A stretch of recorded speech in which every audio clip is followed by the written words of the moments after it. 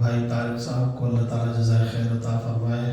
کافی پہلے بھی ایک مرتبہ یہاں آپ حضرات سے ملاقات کا شرف حاصل ہوا تھا. آج ایک مرتبہ پھر اللہ نے یہ موقع عطا فرمایا. دو باتیں عرض کرنی ہیں. سورہ نوح آیت نمبر 7 8 خاص طور پر 9 10 11 12 10 تا 11 اگر ان آیات کا مطالعہ کیا جائے تو اللہ رب العزت نے ہم سب کے لیے چلتے پھرتے اٹھتے بیٹھتے ہمیں ایک خاص تحفہ عطا فرمایا ہے، اور وہ تحفہ ہمیں اپنی زندگی میں رچا بسا لینا چاہیے. میرا اور آپ کا زندگی کا جو سب سے بڑا اور سب سے اونچا مقصد ہو سکتا ہے، اور جو سب سے بڑی تمنا ہو سکتی ہے، اور جو سب سے بڑی ضرورت ہو سکتی ہے، وہ یہ ہے کہ اللہ تعالی ہمارے سارے گناہ معاف کر دے. یہ ہماری سب سے بڑی ضرورت ہے نا.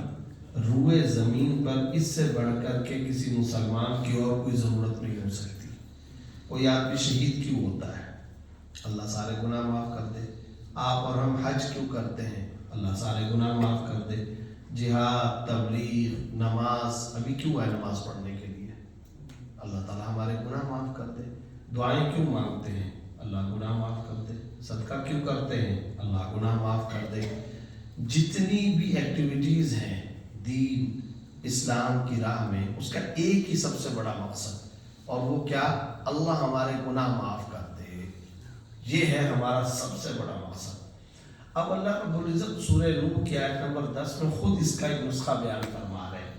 استغفروا ربکم انہ کان غفارا. اپنے رب سے معافی مانگو اور استغفار کرتے رہو. اب آگے اللہ نے لسٹ بیان کی ہے کہ اس استغفار کے فوائد کیا ہوں گے. پہلا فائدہ، دوسرا فائدہ، تیسرا فائدہ، چوتھا فائدہ. آیات میں پڑھ رہا ہوں، قرآن کھول کر کے آپ خود اس کا ترجمہ پڑھ سکتے ہیں. کسی مولوی صاحب، کسی مفتی صاحب یا کسی اسکالر یا کسی بھی آدمی کی اپنی بات نہیں، اللہ کا قرآن. اپنے رب کے سامنے معافی مانگو. اللہ سے یہ بات کہو کہ اللہ معافی چاہتا ہوں، معافی مانگتا ہوں، استغفار کرو.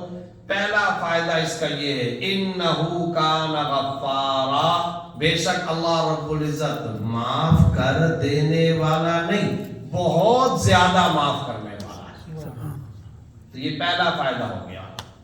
استغفروا ربکم انہو کان غفارا یرسل السماء علیکم مدرارا. ٹاپ آف دا لسٹ فائدہ تو کیا ہو گیا؟ مغفرت، بخشش، معافی. اس کے بعد اللہ رب العزت پہ در پہ مسلسل موسلادھار بارشیں برسائیں گے. واٹ از دا میننگ بارش برسانا؟ اس کے 3-4 مطلب ہیں.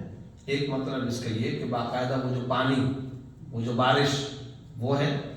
دوسرا مطلب یہ کہ آسمان سے رحمت کے فیصلے اتریں گے. تیسرا مطلب یہ کہ جب بارشیں آتی ہیں تو فائدہ کیا حاصل ہوتا ہے؟ فائدہ یہ حاصل ہوتا ہے کہ اس کے نتیجے میں گندم، غذا، پھل، خوراک، کھانا پینا، راشن. تو یرسل السماء علیکم مدرارا کا مطلب یہ ہے کہ اللہ رب العزت کی طرف سے رزق کے دروازے کھل جائیں گے، میری طرف رحمت کے فیصلے متوجہ ہو جائیں گے.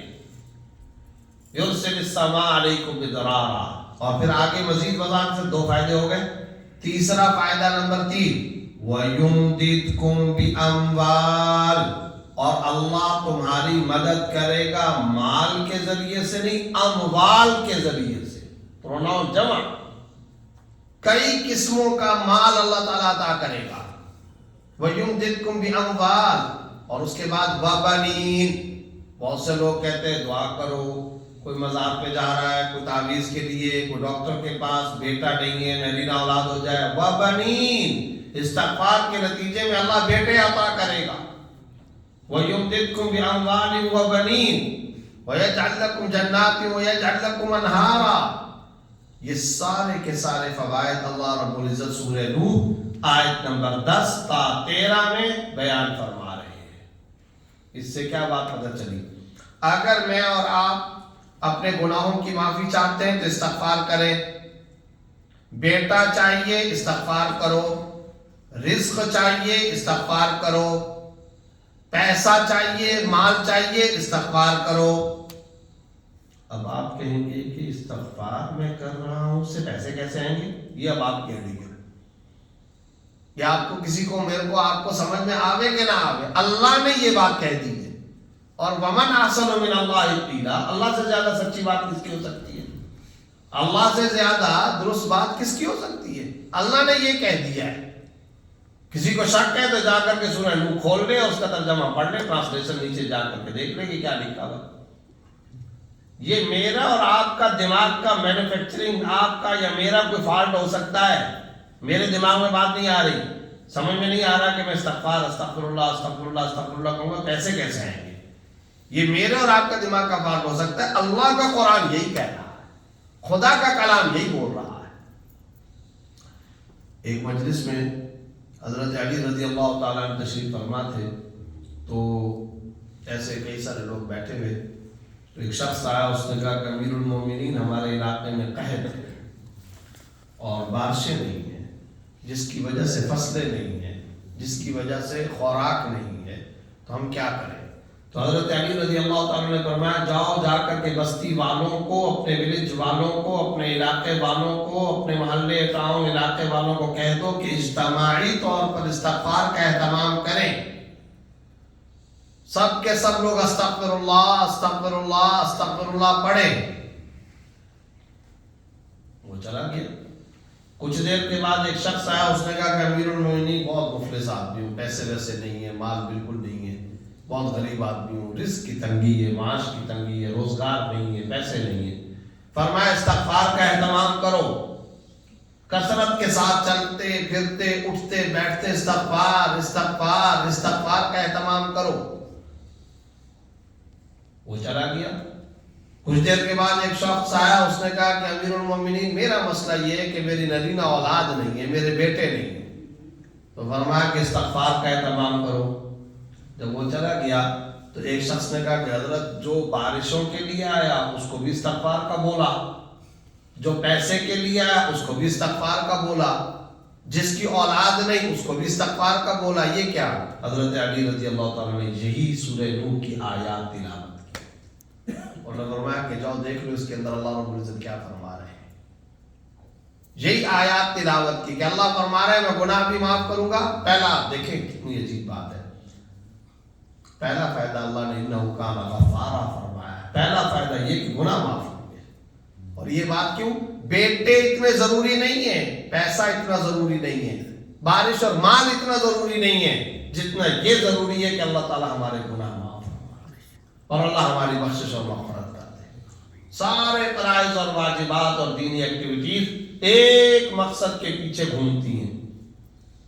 خانہ کعبہ ہم جا رہے ہیں، تبلیغ کے لیے جائیں، دین کی مشقت اور محنت اختیار کریں، صرف اور صرف ایک ہی مقصد ہے، اللہ تعالیٰ ہمارے گناہ معاف کر دے۔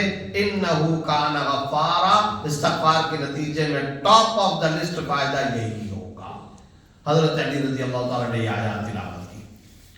یہ جو ہم پڑھتے ہیں اذا جاء نصر اللہ والفتح، تو کیا آ رہا ہے؟ فسبح بحمد ربک واستغفرہ انہ کان توابا۔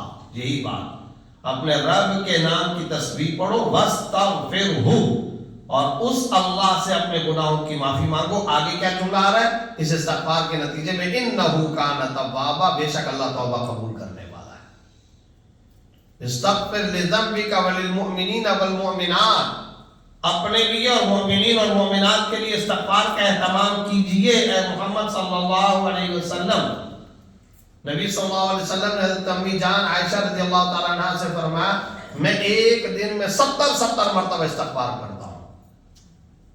تو حضرت عائشہ رضی اللہ تعالیٰ عنہ حیران ہوئی کہ آپ صلی اللہ علیہ وسلم تو معصوم ہیں، انبیاء تو معصوم ہوتے ہیں، نبیوں سے تو گناہ ہوتا ہی نہیں ہے۔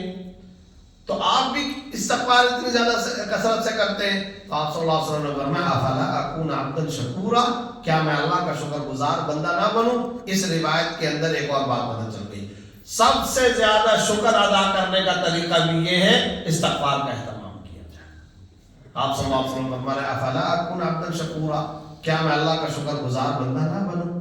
اس مقصد کے لیے میں زیادہ کثرت کے ساتھ استغفار کا اہتمام کرتا ہوں. اچھا، یہ جتنا بڑا عمل ہے، جتنا بڑا عمل ہے، آپ نے خود دیکھ لیا کہ کتنا بڑا عمل ہے. گناہ معاف ہو رہے ہیں، بیٹے مل رہے ہیں، صحت مل رہی ہے، روزی مل رہی ہے، معاش مل رہا ہے، روزگار مل رہا ہے. اتنا بڑا عمل ہے، جتنا بڑا عمل ہے اتنا آسان ہے. استغفار کرنے کے لیے مکہ جانا ضروری نہیں ہے، استغفار کرنے کے لیے مدینہ منورہ جانا ضروری نہیں ہے، استغفار کرنے کے لیے احرام باندھنا ضروری نہیں ہے، استغفار کرنے کے لیے غسل کرنا ضروری نہیں ہے، حتیٰ کہ استغفار کرنے کے لیے وضو کرنا بھی ضروری نہیں، استغفار کرنے کے لیے مسجد میں آنا بھی کوئی ضروری نہیں ہے. سبزی لینے جا رہے ہیں استغفار، کھانا کھا رہے ہیں استغفار، آ رہے ہیں جاب پلیس پہ جا رہے ہیں، ملازمت پہ جا رہے ہیں، اٹھتے بیٹھتے چلتے پھرتے کیا چاہتا ہے بھائی؟ استغفر اللہ استغفر اللہ استغفر اللہ استغفر اللہ. یہ پڑھتے ہوئے کیا جاتا ہے؟ کئی سارے اذکار ہیں، لیکن یہ ذکر سارے گناہوں کے ازالے کا، اور جس مقصد کے لیے بھی یہ ذکر کرو گے وہ مقصد حاصل ہوتا چلا جائے گا. اللہ کا قرآن ہمیں یہ تلقین کر رہا ہے، یہ تعلیم کر رہا ہے. اٹھتے بیٹھتے استغفار، استغفر اللہ استغفر اللہ. اور اگر دل کے ساتھ ہو جائے، دل متوجہ ہو جائے تو نور نہ لاگو. کیا مطلب ہے استغفر اللہ کا؟ استغفر اللہ کا معنی یہ اے اللہ میں معافی مانگتا ہوں. اور پھر اس کو ذرا اس طرح سے استغفر اللہ میں معافی مانگتا ہوں، اے اللہ معافی معافی معافی مانگتا ہوں، اے اللہ معافی مانگتا ہوں. اور آنسو ساتھ میں نکل آئے، اور معافی اور استغفار کا یہ جملہ، اس سے زیادہ ولایت اور نیکی کا دنیا میں کوئی نسخہ نہیں ہو سکتا. یہ سب سے بڑا نیکی اور ولایت کا نسخہ ہے. انبیاء کا کام، نبی صلی اللہ علیہ وسلم جس کام کے بارے میں فرمایا کہ میں دن میں 70 مرتبہ کرتا ہوں، قرآن جا بجا جس کے بارے میں کہہ رہا ہوں، اور یہ کہہ رہا ہوں کہ آپ اپنے لیے استغفار کیجئے، مومنین و مومنات کے لیے استغفار کیجئے. اتنا بڑا عمل، اس عمل کا ہمیں اہتمام کرنا چاہیے. آج کے دن میں اب ہم سب کے سب بیٹھے ہوئے غور کر لیں ہم نے استغفر اللہ کتنی مرتبہ پڑھا. حالانکہ یہ گناہوں کے زنگ کو اتارنے کا سب سے بڑا طریقہ ہے، سیقل کرنے کا طریقہ، روحانیت کا طریقہ، دینداری کا طریقہ، روحانیت کو پالش کرنے کا طریقہ. استغفر اللہ کا ورد جاری ساری رکھنا انتہائی بڑا عمل. جتنا بڑا عمل اتنا ہی زیادہ آسان ترین عمل ہے. علماء سے مسئلہ پوچھ لیں، وضو نہ بھی ہو تب بھی استغفر اللہ کہہ سکتے ہیں، غسل فرض ہو غسل نہیں کیا تب بھی استغفر اللہ کہہ سکتے ہیں، ناپاکی کی حالت میں بھی کہہ سکتے ہیں. سب علماء کے نزدیک یہی مسئلہ ہے. حالانکہ ناپاکی کی حالت میں قرآن کی تلاوت نہیں کی جا سکتی ہے، جنابت کی حالت میں، ناپاکی کی حالت میں قرآن کی تلاوت نہیں کی جا سکتی، لیکن ذکر کر سکتے ہیں. جیسے درود پاک استغفر اللہ ہے، یہ کر سکتے ہیں. اس کا ہر وقت گویا کہ اللہ نے پانی کی طرح عام کر دیا ہے اس نسخے کو اور اس جملے کو کہ یہ ہم پڑھیں، اور جتنا زیادہ کثرت کے ساتھ پڑھیں گے اتنا زیادہ اللہ کی طرف سے یہ سارے فوائد ہمیں حاصل ہوں گے. ایک بات میری مکمل ہو گئی. دوسری بات جو مختصراً عرض کرنی ہے وہ بڑی ضروری ہے، وہ یہ کہ غیر مسلم ممالک میں رہنے کے دوہرے فرائض اور ذمہ داریاں ہوتی ہیں. اگر مسلمانوں کا ملک ہے تو اپنی اور اپنے عوام اور اپنے تمام دوسرے اسلامی بھائیوں اور مسلمانوں کی اصلاح کی فکر کرنی ہوتی ہے. سارے کے سارے مسلمان ہیں. میں کسی عرب ملک میں رہتا ہوں، فرض کرو میں کسی ایشیائی ملک میں رہتا ہوں، کسی مسلم کنٹری میں رہتا ہوں، سارے ہی مسلمان ہیں. تو وہاں پر اپنی اصلاح کرنی ہے، اس پر سب سے زیادہ توجہ، اور اس کے ساتھ ساتھ اپنے دوسرے مسلمان بھائیوں کی اصلاح کی کوڑھن اور فکر. لیکن اگر میں غیر مسلم کنٹری کے اندر رہتا ہوں تو دوہری ذمہ داری عائد ہو جاتی ہے، اپنی اور اپنے مسلمانوں کی اصلاح کرنی ہے، مگر غیر مسلموں کے اندر دعوت اسلام دینی۔ غیر مسلم کنٹری کے اندر رہنے کا طریقہ یہ ہے، مگر اس کے لیے ایک بڑا ضروری کام ہے، بہت ضروری کام، اور ہم عام طور پر اس ضروری کام سے پیچھے رہ جاتے ہیں جس کی وجہ سے گفتگو میں تاثیر نہیں ہوتی، جس کی وجہ سے، جس پر توجہ نہ دینے کی وجہ سے ہم اس ایکٹیویٹی یعنی تبلیغی، دعوتی اور دینی سرگرمی کو نافع اور مفید نہیں بنا پاتے۔ اور وہ کیا؟ آپ دیکھیں، جہاں دعوت اسلام کا معاملہ آئے گا قرآن میں، جہاں کہیں پر بھی، وہاں دعوت اسلام سے پہلے نبی کی کوڑھن، نبی کا غم، نبی کی فکر، نبی کا رونا دھونا، آنکھوں سے آنسو بہانا، کنتم علی شفا حفرۃ من النار فانقذکم منہا، تم لوگ آگ کے گڑھے کے کنارے پر کھڑے تھے۔ نبی صلی اللہ علیہ وسلم فرما رہے ہیں، اللہ نے نبی کا یہ جملہ نقل فرمایا، تم آگ کے گڑھے کے کنارے پر، تنور کے کنارے پر کھڑے ہو، اور فانقذکم منہا، وہاں سے لے کر نبی صلی اللہ علیہ وسلم نے تمہارے دامنوں سے تم کو پکڑ کر کے تنور اور آگ اور جہنم سے تم کو اس طریقے سے باہر نکالا۔ ذرا سا سوچیں کہ ایک اندھا بلائنڈ میں کوئی نابینا کسی کنویں میں گر رہا ہو، میں اور آپ دیکھیں، ہم اس وقت اس کو کیسے بچانے کی کوشش کرتے ہیں؟ طرزے لگا کر، لہک لہک کر، آرام اور سکون کے ساتھ، ہنستے ہوئے، مسکراتے ہوئے، اس طرح کیا ہم اس کو بچانے کی کوشش کرتے؟ نہیں، تڑپ کر کے، آگے بھاگ کر کے، مسابقت کے جذبے کے ساتھ آگے نکل، او یہ کیا ہو گیا، او یہ کیا ہوا، ہنگامی ایمرجنسی طریقے سے۔ اس تڑپ کو اللہ نے بیان کیا ہے، یہ ہے نبوی تڑپ۔ سورہ کہف آیت نمبر 6، فَلَعَلَّكَ بَاخِعٌ نَفْسَكَ عَلَىٰ آثَارِهِمْ إِن لَّمْ يُؤْمِنُوا بِهَٰذَا الْحَدِيثِ آسَفًا، اے محمد صلی اللہ علیہ وسلم، کیا آپ اپنے نفس کو کھو دیں گے اس بات پر کہ یہ لوگ ایمان نہیں لاتے؟ مکہ کے یہ لوگ اور یہ مشرکین مسلمان نہیں ہوتے۔ ایک اور جگہ پر بھی یہ لَعَلَّكَ بَاخِعٌ نَفْسَكَ عَلَىٰ أَلَّا يُؤْمِنُوا، کیا آپ اپنے نفس کو کھو دیں گے، اپنی جان اس میں ختم کر دیں گے کہ یہ لوگ مومن نہیں ہوتے؟ اللہ کو تسلی دینا پڑی، اللہ رب العزت تسلی دے رہے ہیں۔ ام المؤمنین حضرت عائشہ صدیقہ رضی اللہ تعالیٰ عنہا ارشاد فرماتی ہیں کہ میرے سرتاج حبیب و محبوب صلی اللہ علیہ وسلم جب رات کو آ جاتے تھے تو رات کو آنے کے بعد عزیز کا عزیز مرجل، اس طرح نبی کی آنکھوں سے آنسو بہتے اور سینہ مبارک سے اس طرح ہچکیوں کی، سسکیوں کی آوازیں آیا کرتی تھی جیسا کہ ہنڈیا میں پانی ڈال کر نیچے آگ لگا دی جائے۔ اور یہ کیفیت کوئی ایک آدھ مرتبہ نہیں، حتی تورمت قدمہ، یہ ایک اور روایت ہے شمائل ترمذی کی، کہ اتنی دیر کھڑے ہوتے تھے یہاں تک کہ کئی دفعہ آپ صلی اللہ علیہ وسلم کے پیر مبارک پر سوجن آ جاتی تھی۔ اس طرح ہچکیاں، سسکیاں، اور کئی دفعہ عائشہ رضی اللہ عنہا فرماتی ہیں کہ سجدے میں بھی جا کر کے یہ جملہ کہتے جاتے تھے، یا ربی امتی، یا ربی امتی، یا ربی امتی، اے میرے رب میری امت، میری امت، میری امت۔ اب یہ کیا ہے؟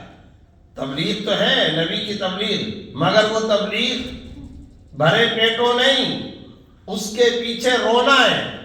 سورہ مزمل آیت نمبر 6، ان ناشیۃ اللیل ہی اشد وطئا واقوم قیلا، عجیب آیت ہے، عجیب آیت ہے۔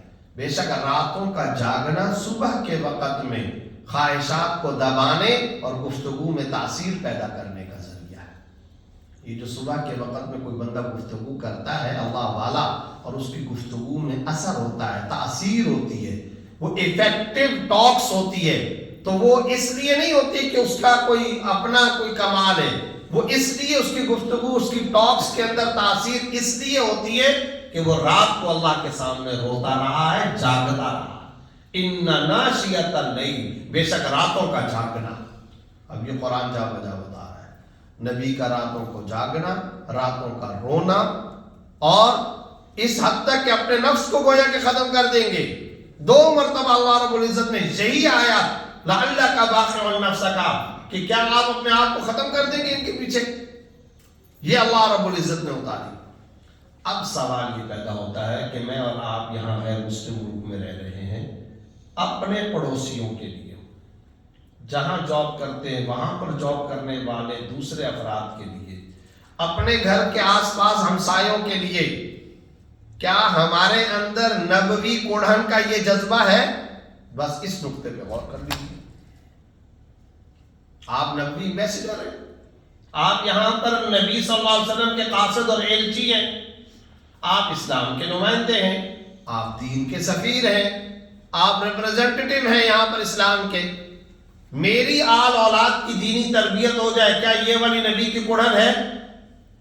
اس کوڑھن کو بھی اللہ نے ایک مقام پر سورہ بقرہ آیت نمبر 133 انبیاء کی اولاد کی تربیت، اس کو بھی اللہ نے سورہ بقرہ میں بیان کیا ہے۔ ام کنتم شہداء اذ حضر یعقوب الموت اذ قال لبنیہ ما تعبدون من بعدی، کیا تم لوگ اس وقت حاضر تھے جب یعقوب پر موت کا وقت آیا؟ حضرت یعقوب علیہ السلام پر ذرا خود سوچیں، حضرت یعقوب علیہ السلام پر موت کا وقت آیا، ان کی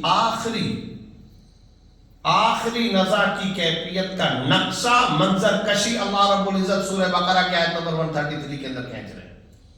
اور یہ بھی ذہن میں رکھیں کہ یہ یعقوب علیہ السلام کون؟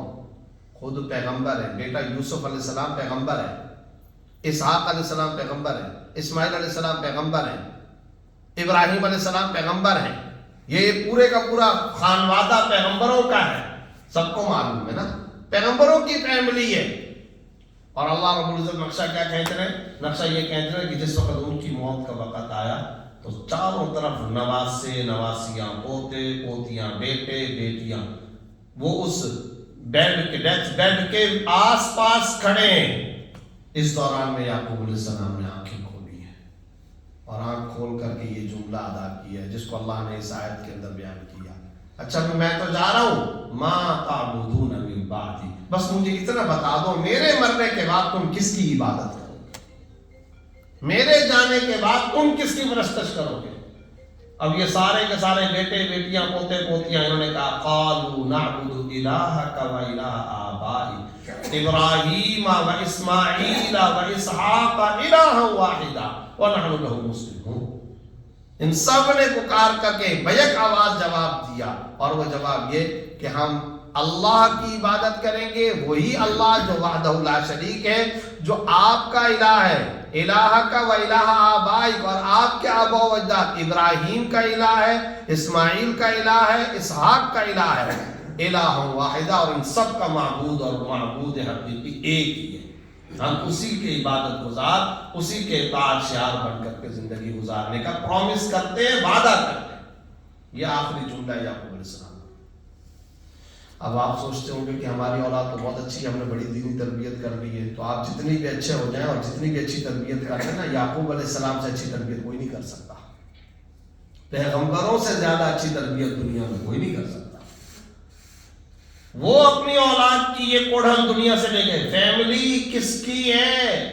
نبیوں کی فیملی ہے بھائی، ذرا سا سوچو، انبیاء کا گھرانہ ہے، وہ انبیاء کے گھرانے کا اتنا بڑا عظیم شان پیغمبر نبی اس دنیا سے جا رہا ہے، لیکن دل کے اندر یہ کوڑھن اور یہ غم لے کر کے جا رہا ہے۔ بس گزارش یہ ہے، میری جاب پر کام کرنے والے غیر مسلم، کیا ان کو جہنم کی آگ سے بچانے کے بارے میں یہ نبوی کوڑھن میرے دل میں ہے؟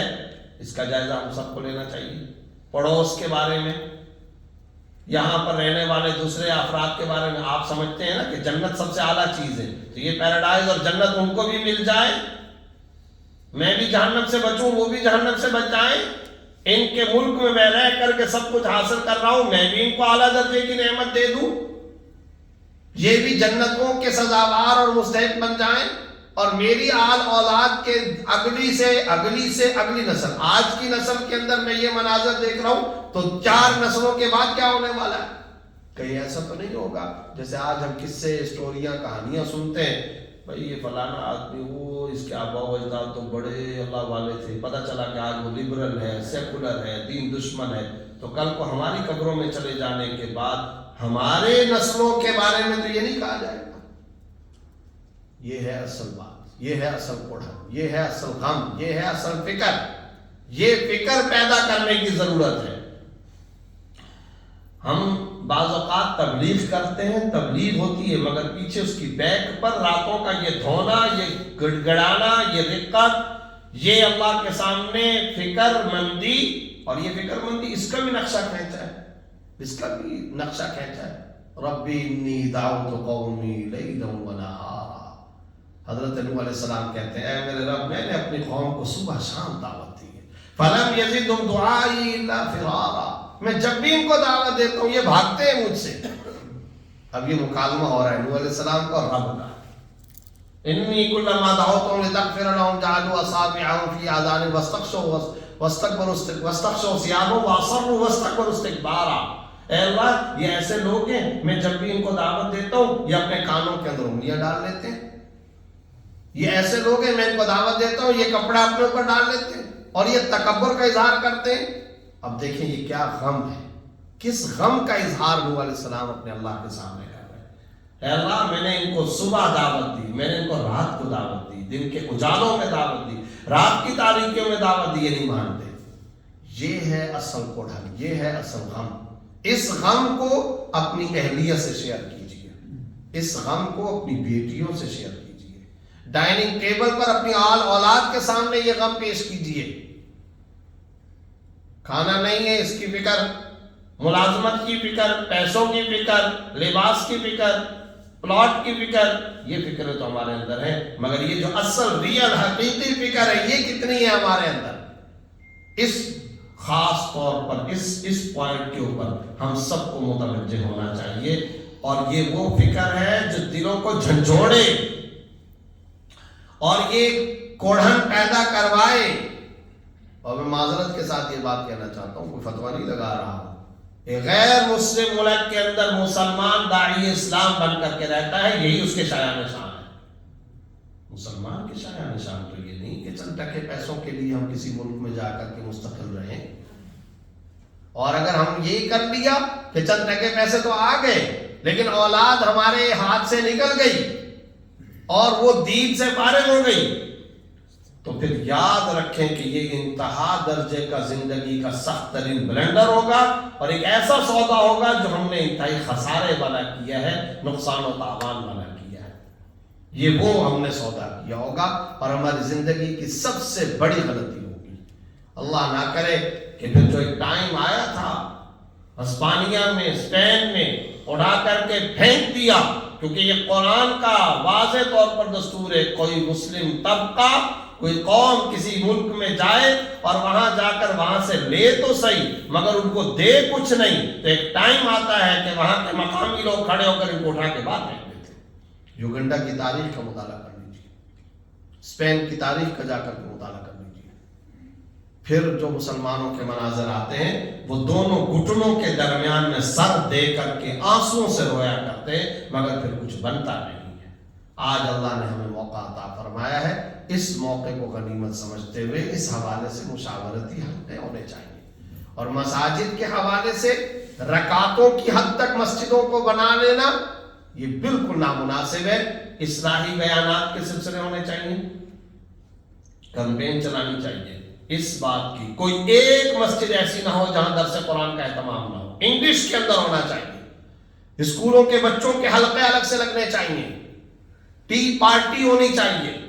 کچھ دنوں کے بعد اسکولوں کے بچوں کو دعوت دی جائے، یہاں پر وہ آئیں، چائے پی اور چلے جائیں، بس کچھ بھی بات نہ ہو.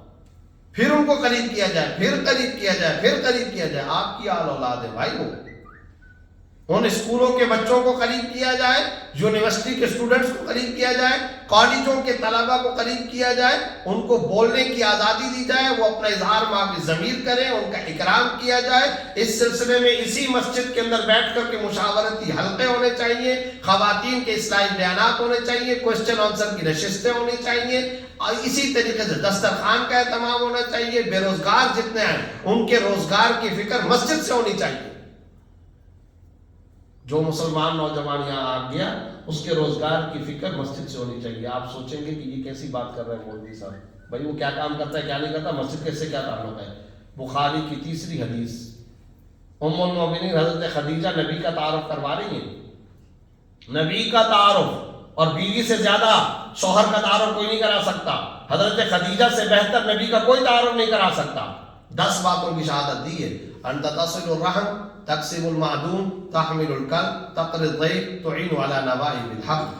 یا رسول اللہ، وہ جو آپ نے سن رکھا ہے نا مشہور واقعہ کہ جب پہلی وحی آئی تو آپ صلی اللہ علیہ وسلم تشریف لائے اور فرمایا کہ زملونی مجھے کمبل اڑھا دو، انی خشیت علی نفسی، مجھے نبوت کی اتنی بڑی گہری ذمہ داری دی گئی ہے، مجھے خطرہ ہے کہ کہیں میں دنیا سے نہ چلا جاؤں. تو حضرت امی جان خدیجہ رضی اللہ عنہا نے تسلی دیتے ہوئے فرمایا تھا کلا واللہ لا یخزیک اللہ ابدا، خدا کی قسم اللہ آپ کو کبھی ناکام نہیں کرے گا یا رسول اللہ. کیوں؟ اب آگے 10 باتیں. آپ رشتے ناطے جوڑتے ہیں، آپ یتیموں، فقراء، مساکین کے منبع، ملجا، مرکز، ٹھکانہ ہیں. آنے والے ڈیلیگیشن کا اکرام کرتے ہیں، مہمانوں کی عزت کرتے ہیں، بے بگان کا خیال رکھتے ہیں، بے روزگاروں کو روزگار پر لگاتے ہیں، حق کا ساتھ دیتے ہیں. یہ ساری 10 باتوں کی شہادت حضرت خدیجہ رضی اللہ عنہ دے رہی ہیں. غیر مسلم مشنریز، NGOs، وہ تو اپنے تمام کے تمام آنے والے نوجوانوں کی فکر کریں اور ہم فکر نہ کریں. ان کی تسلی کا ہمارے پاس شعبہ ہونا چاہیے، ان کی غمخواری کا شعبہ ہونا چاہیے. مسجد کو مسجد نبی کا سیکریٹریٹ کا انداز دینا چاہیے. یہاں پر یہ سارے کے سارے کام ہوں، تب جا کر کے ہم سروائیو کر سکیں گے، ادروائز ہم نہیں کر سکیں گے. مسجد کو صرف رکعتوں تک محدود رکھ لینا یہ انتہائی ناانصافی ہے. اللہ تعالی ہم سب کو اس کی توفیق عطا فرمائے. انگلش کے اندر درس قرآن کا اہتمام ہونا چاہیے. 2 دن درس قرآن، 2 دن درس حدیث، اسی طریقے سے اصلاحی بیان، مختصر بیان. نوجوانوں کو قریب کرنے کے لیے یہیں پر دائرے لگا کر کے مشاورتی حلقے ہونے چاہیے اور پھر ان نوجوانوں کے ذمے کام لگایا جائے اور ان کی دلچسپی کو بھی برقرار رکھا جائے اور کوئی لمبی تقریریں نہیں. اور یہ یاد رکھیں کہ یہ جو ہمارے ہاں بعض اوقات وہی طبزے لگا کر کے لہج کر کے لمبے تقریر، وہ دور نہیں رہا. علم، ریسرچ، تحقیق کی بنیاد پر گفتگو کی جائے. اور سب سے زیادہ دنیا میں تحقیقی کلام قرآن ہے. قرآن کا درس، حدیث کا درس، قرآن کریم کی آیات اور وہ ان کے سامنے پیش کی جائے اور ان کے من میں اور ان کے دماغ میں، ان کے مائنڈ سیٹ سے اٹھنے والے سوالوں کے جوابات ان کو دیے جائیں اور ان کو اپنے قریب کیا جائے. ان کو تبلیغی سرگرمیوں میں بھی لگائیں، ان کو مسجد کے دعوتی حلقوں کے اندر بھی لگائیں. وہ اگر اپنے آپ کو یہ سمجھ رہے ہیں کہ ہم تو بہت گندے ہو چکے، ہم گناہگار ہو چکے، ہم دنیا داری میں، تسلی دیں ان کو، تسلی دے کر ان کو مسجد کے قریب لانا. یہ انبیاء کا کام ہے، یہ ہے نبیوں کا فریضہ، یہ ہے اونچا کام، یہ ہے کرنے کا کام. ان کو دور نہیں کرنا ہے اور ان کو یہ نہ کہیں کہ آپ نے اگر یہ کر لیا جہنم، اگر یہ کر لیا آپ جہنم کے چکن ٹکا بنیں گے. نہ، قریب کرو ان کو مسجدوں کے قریب کرو، ان کو عادی بناؤ مسجدوں کا اور ان کو اپنے قریب محبت کے ساتھ کرو. جہاں جانا ہوتا ہے، ہمارے چند بزرگ حضرات تشریف فرما ہوتے ہیں، وہ بزرگ حضرات تو ہمارے سرپرست ہیں، ہمارے سربراہ ہیں، ہمارے سر کے تاج ہیں، ہمارے رہبر رہنما ہیں. ان سے نور ہے، ان سے برکت ہے، ان سے مساجد کی آبادی ہے. مگر ینگ جنریشن کہاں ہے؟ ہمارے نوجوان بھائی کہاں ہیں؟ نوجوان برادران اسلام، کالجوں والے، یونیورسٹیوں والے کہاں ہیں؟ وہ کیوں نہیں مسجدوں میں آتے؟ کیوں ہم اس کے اوپر غور نہیں کرتے؟ ہماری کتنی مشاورت اس پر ہوئی ہے، ہمارے اس پر کتنے واٹس ایپ گروپ بنے ہیں اور ہمارے محلے کا کوئی نوجوان اگر نماز میں نظر نہ آئے تو محبت کے ساتھ کتنے لوگ ہیں جو اس سے پوچھتے ہیں. یہ ساری کی ساری ایکٹیویٹیز مساجد سے ہونی چاہیے. اللہ تعالی ہم سب کو اس کی توفیق عطا فرمائے.